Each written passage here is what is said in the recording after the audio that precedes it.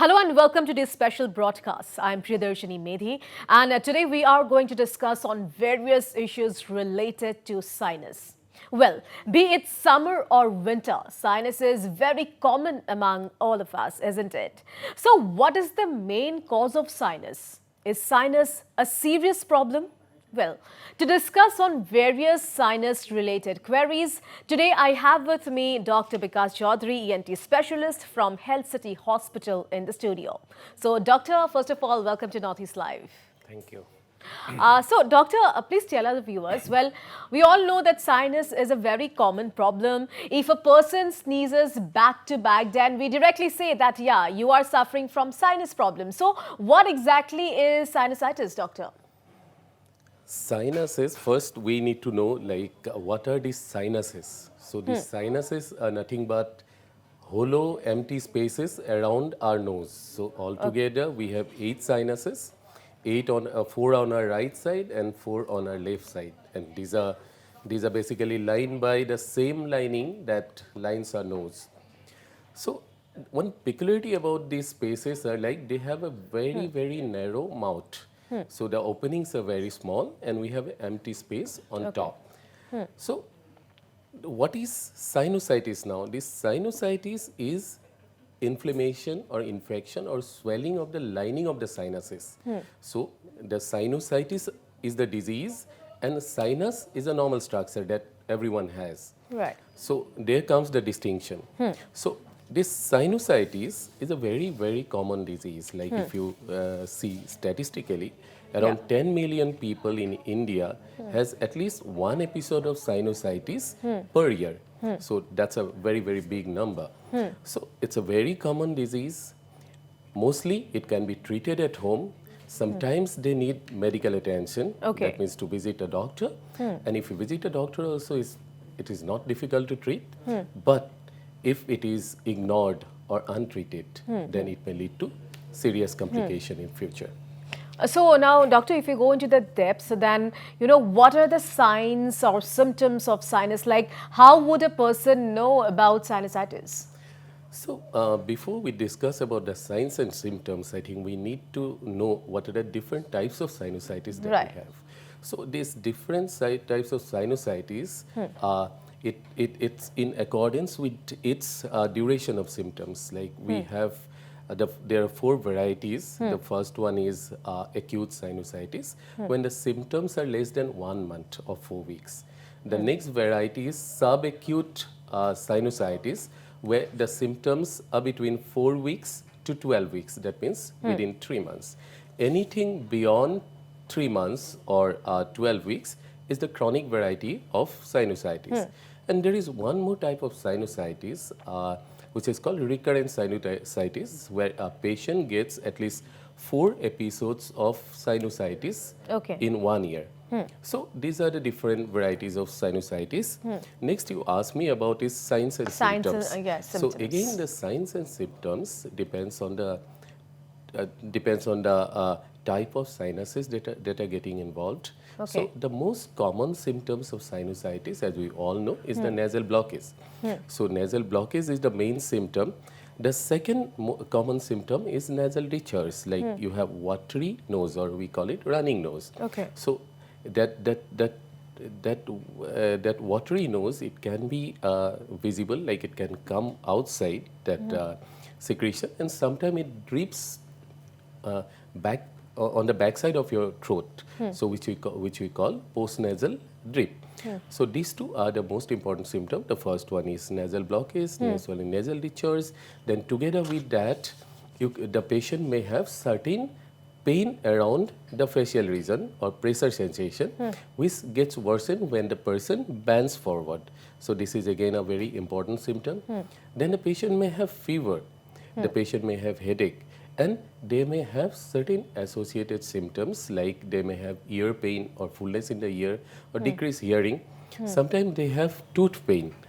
Sometimes the patient may have a cough, which is not really by the cough medicine. So this is again a very important symptom in case of children.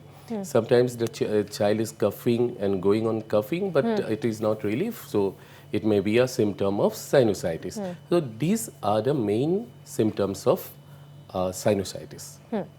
So is sinus a very serious problem? Can it be considered as a very serious? It is not. Actually, Okay. it is not. As I told you, like it is a very, very common problem, and it can be easily treated. So until and unless the complication develops, the sinusitis can be considered as a not so serious problem. Yeah. Okay.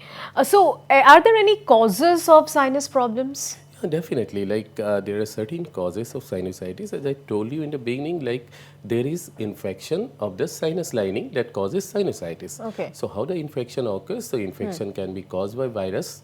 So one is a viral cause. So virus infecting the sinus can cause sinusitis, which is usually self-limiting. So the second is like bacterial infection. So bacterial sinusitis, where you need to take antibiotic with doctor's prescription. The third variety, sometimes fungus also can cause sinusitis. Okay. So the fungal sinusitis is a little bit a serious issue. So it's not that every person gets sinusitis. There are certain predisposing factor or certain people who are at risk.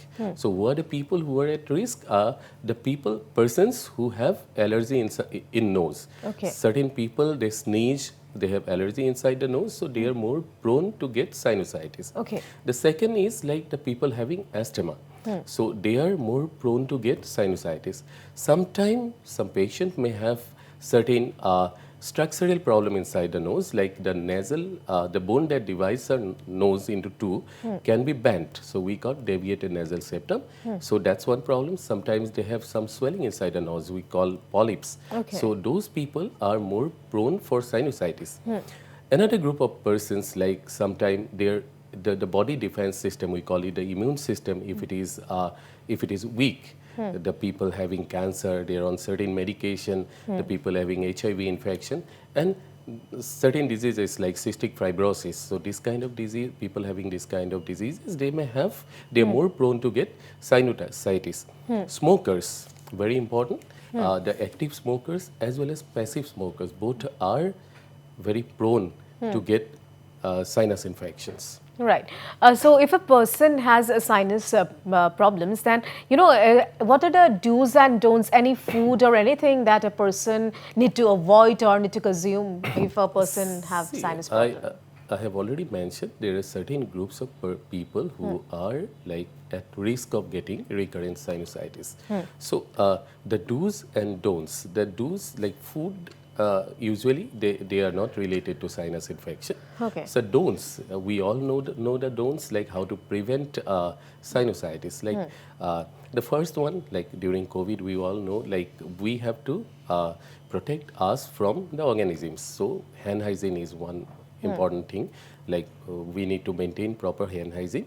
We need to stay away from people, like social distancing, as we call during COVID. Like if someone is having flu, we have to stay, we have to maintain the distance. Then getting a flu vaccine every year is very important.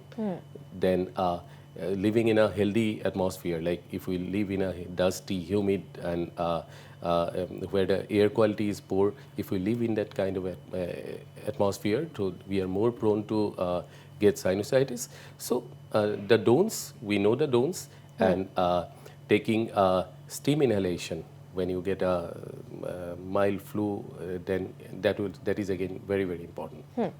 So being an ENT specialist, what are the tests that you commonly do to diagnose sinusitis? Most of this acute sinusitis, like any sinusitis which is lasting, say, for 10 days and all, so we don't need to do, actually we don't need to do any test. So it can be diagnosed with taking the patient's proper history and clinical examination by an ENT doctor.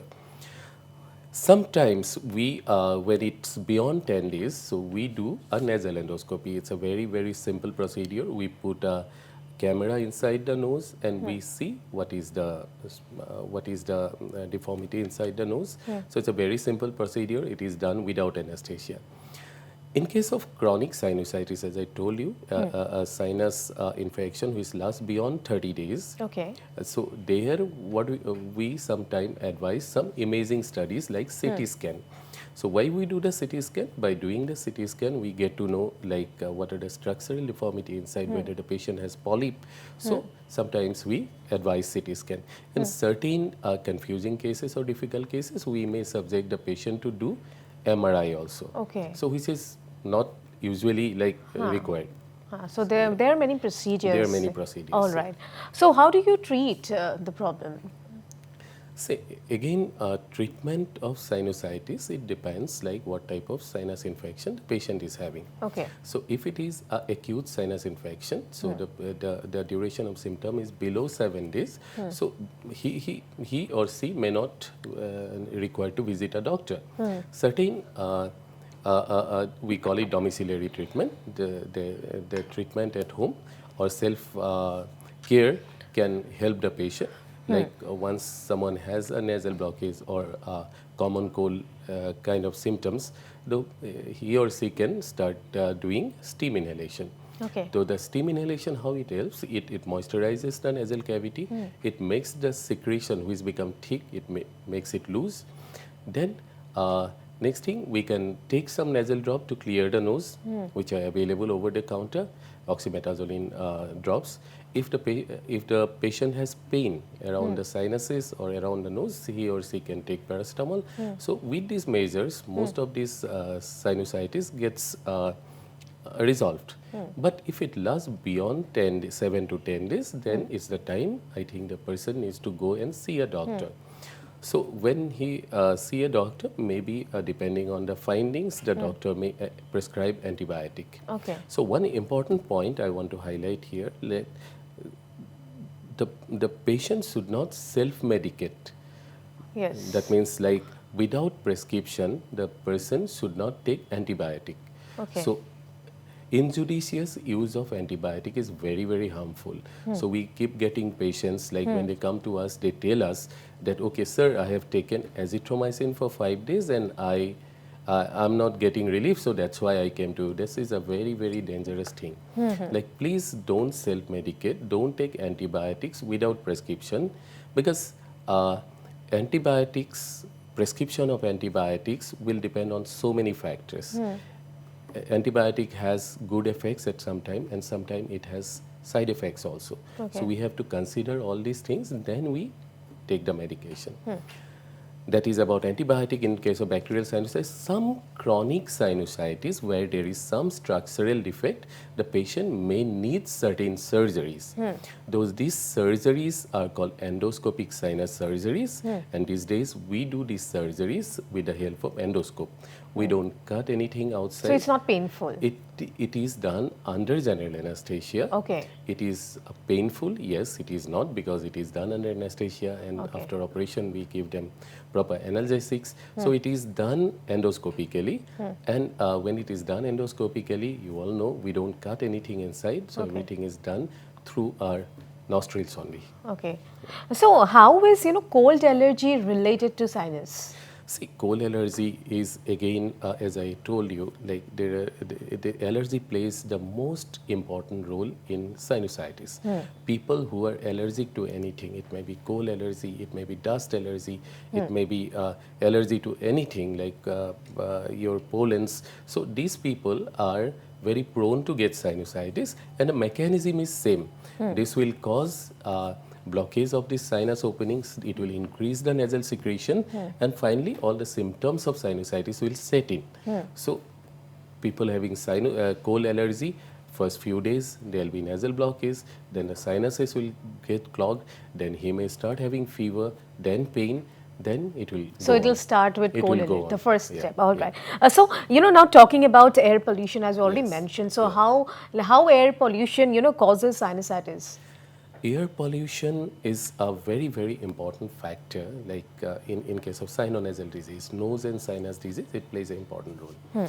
So as we know, when the air quality deteriorates, like like recently in Delhi, the air quality was very bad. So that time most of the patients, they got sinusitis. So these pollutants in the air, they act like allergens. Okay. Allergens are the agents that causes allergy. The same thing, the same cycle repeats again. It causes allergy inside the nose. Okay. Then there will be sinus blockage, there will be secretion, the sinusitis sets in, then there will be infection, and all the symptoms sets in. Okay. Now talking about the common complications, doctor. Well, what are the common complications that may occur if someone has repeated sinus problems? Repeated sinus problem is very common. Yes. Repeated sinus infections are very common. Sinusitis is very common, but it's a very treatable condition. So complications are very rare, but they are not uncommon. So the complications can last from can be complications inside the sinus. The sinus may get infected. There may be pus collection there. There will be polyp formation.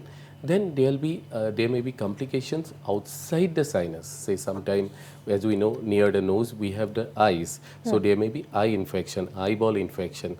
That can be there. Sometimes there may be the bones around the sinuses may get infected, leading to a condition called osteomyelitis. So these are the main complications, but most of these complications are confined to nose and sinuses. Right. All right. So viewers, on that note, now it's time for a very short break. Don't go anywhere. Well, right after this break, I'll discuss on how can a person prevent getting repeated sinus infection and can sinus be cured permanently. Today we have with us ENT specialist from Healthcity Hospital, Dr. Bikash Choudhury in the studio. So I'll be back after this short commercial break. Stay with us.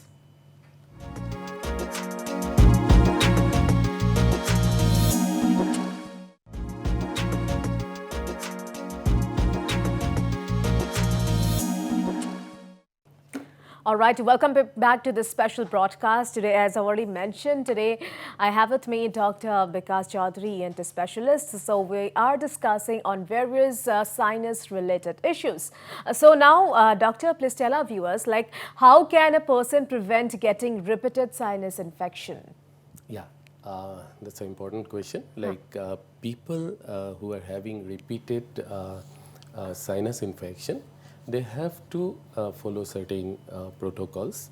The first thing is like getting a flu vaccine every year, which is very, very important. The second point is avoiding coming in contact with people who are having common cold symptoms. Okay. Like we call it social distancing. Hand hygiene, I have already mentioned, is very, very important to maintain the hand hygiene. Staying out of dusty environment, that's again very important, dusty and humid environment. Eating proper nutritional diet, taking proper rest, all these things are important in preventing repeated sinus infections. Okay. So is sinus contagious? Does it run in families or something like that?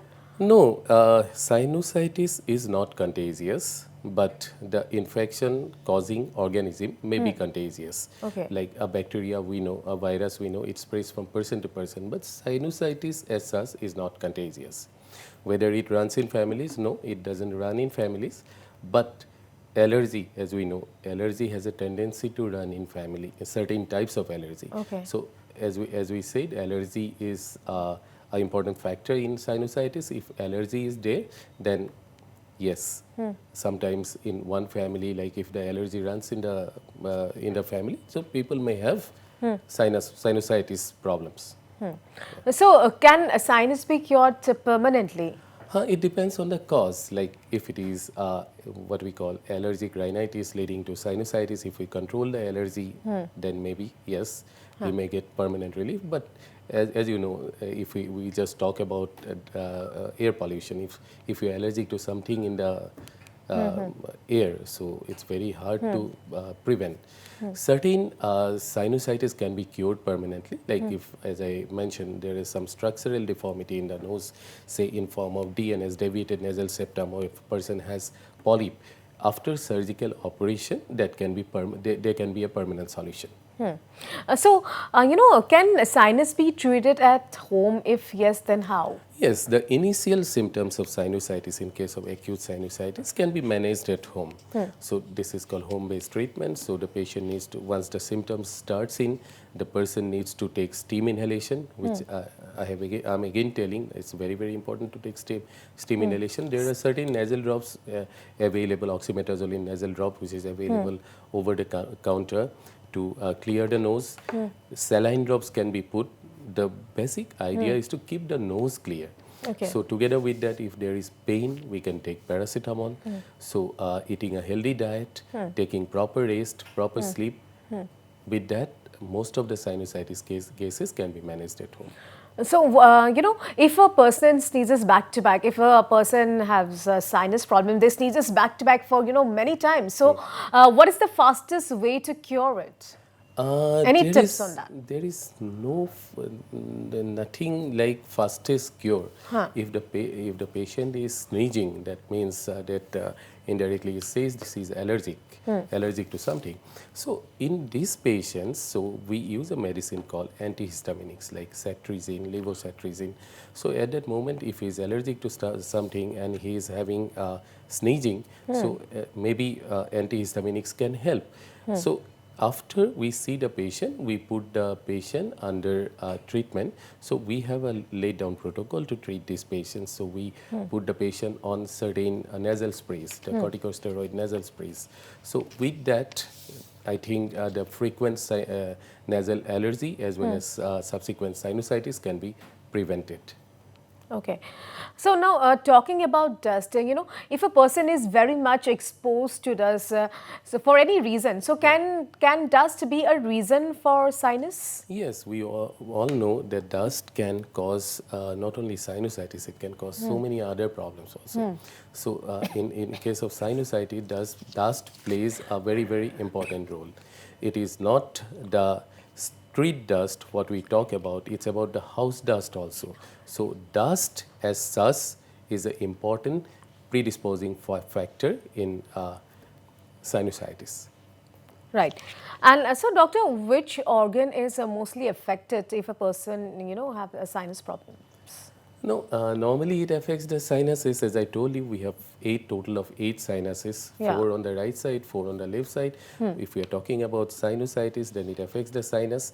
It is the sinuses opens into the nose. So initially the nose gets inflamed. So together we got rhinosinusitis. Rhino means nose. Sinusitis means inflammation of the sinuses. So these are the organs that are affected. So if, as we discussed before, that allergy is one of the most important cause of this sinusitis. So long-standing untreated nasal allergy may lead to asthma. So that is again very important. We tell one airway, one disease. Our airway starts from nose and it ends in the lung. So anything affects the nose, in the long run, it can go and affect the lungs also. So asthma is one thing that, untreated nasal allergy may lead to asthma. So is regular medication needed? No, regular medication depends on the cause, what we are targeting, what we are treating. If a person is having repeated sinus problems, repeated sinus problem, we try to identify what is the cause of the sinusitis. If it is allergy, yes, we'll treat the allergy, where we need to give certain sprays for a long time, certain tablets for a longer time. It may last for 6 months. So once the patient is cured, once the symptoms disappears, we stop the medication. So yes, if the cause is allergy, then patient needs medication for a long time. If the patient has a structural defect, like he has a deviated nasal septum or a polyp, after operation, he doesn't need medication for a longer time. So the distinction needs to be made there, like what is the underlying cause of this sinusitis. So the whole treatment depends on that. Yes. Even I know a few people, they have undergone an operation, as you've told about the operation, but after undergoing the operation also, they are having now repeated sinus. So what could be the reason for that? Yes. It again I'm telling, like the underlying factor is allergy. Okay. If the allergy is the underlying factor, what we do in the operation, we open up the sinus openings. As I told you, the mouth of the sinus is a very narrow space. So when we operate, we try to open up the sinuses. So while opening up the sinuses, these openings may subsequently, if the allergy persists, if the patient is not on regular medication, if is not coming for reviews as advised by the doctors, it may recur in certain cases, but not always. So seeing a doctor is very important at that stage. Yes, very important. Very important to be on a periodic follow-up. Say whenever we call the patient, say sometimes we call every monthly, then every 3 monthly, then 6 monthly and yearly. So after operation, they should come for regular OPD visits. Okay. So, doctor, now talking about, we were talking about the medication as well. It depends on the causes. So, no, you know, if a person has a cold allergy and he or she is getting repeated sinus, so does the person has to undergo some test and all to check the allergy levels and then go for medication? Yes. If we suspect a patient that if she is having allergy of certain types, so we, not always, we do the allergy test at times. So it can be SPT, with skin prick test, it's called, that we can do. Sometimes we can do some blood test to find out the allergy level. So these are the tests we do, and we try to find out to what the person is allergic to. So is there what is the number, energy level, the dangerous, Very difficult to say because there are different parameters. In SPT, in skin prick test, the findings are different. If we do a IgE level, that's in the blood, so there the levels are different. So there is a cutoff mark. When it goes beyond that, we suspect something. Then we sometimes we say eosinophil, that's a blood cell. Sometimes we see the eosinophil count also, and we define like if this person, like we have to collectively see all the reports and decide. So depending on that. All right. So, so thank you so much, doctor. So I hope today's episode will be very beneficial for all our viewers as far as sinusitis is concerned. So seeing a doctor is very important when a person is suffering from sinusitis. So thank you so much, Dr. Bikash Choudhury, for joining us this afternoon. And all right, so that's all we have in this special broadcast. Thanks for watching.